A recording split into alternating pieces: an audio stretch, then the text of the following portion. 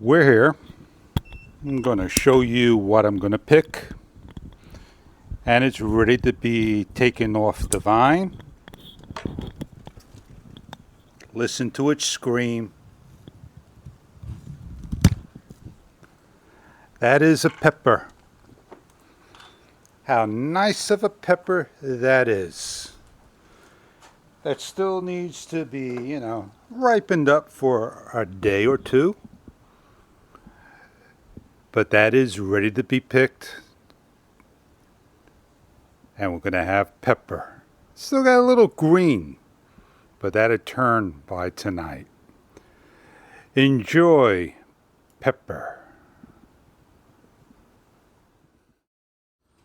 So when is the next time we can pick the red pepper? Probably when it turns red. You have to give it time. Like this one right here, maybe getting some color. No, not yet. But that's the next one that would probably go first. Then those after. That's how you know of red pepper. I have some tomatoes. I have right back here is a beefsteak. And that is almost ready to be picked. It went from that color. Like that one there is starting to change. Well, we could pick this one back there, but we're going to wait another day or two. But we have other tomatoes, like over here. They're from a different plant, and they will go red when they all turn red, like so. But these are cherry tomatoes back over there, and they're not yet ready. So how does the wireless Rode sound with the Fuliam? It gives you an idea of the quality of a mic. Is it the Rode Micro that's making it sound good?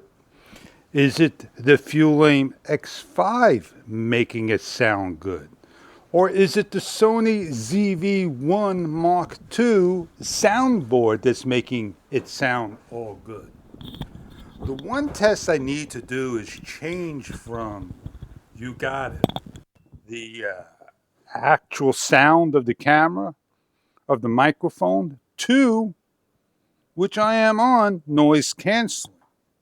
And I am going to long press for you got it, a internal audio track.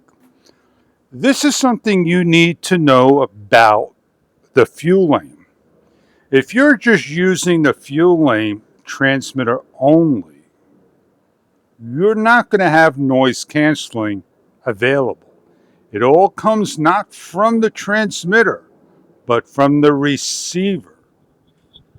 Let me get it off of the noise canceling. And we're back on to the internal and natural sounds through the Rode Micro. Now, the only thing I need to do is get it off of the Rode Micro, and you can hear the sounds actually from just the Fuliam. I wish I could disconnect this all together and give you the sounds of the Sony. But the level sounds of the Sony is going to drop down so much because you have to adjust different levels in order to get the dBs correctly. The Fuliam X5 does a nice job. Let me stop the recording. Long press. We're good to go. I can still plug it in with my modified mic muff. But with your, Fuliam's mic muff, that 3.5 millimeter jack is going to be an issue. But let me tell you this, DJI, the RF is so much interference with a 3.5 millimeter mic.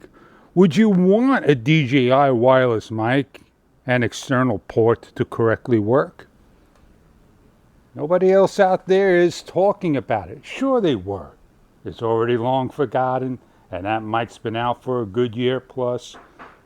Expensive it is. I said my piece. I said a lot. I did a lot. I talked a lot. I'm going to go enjoy my pepper.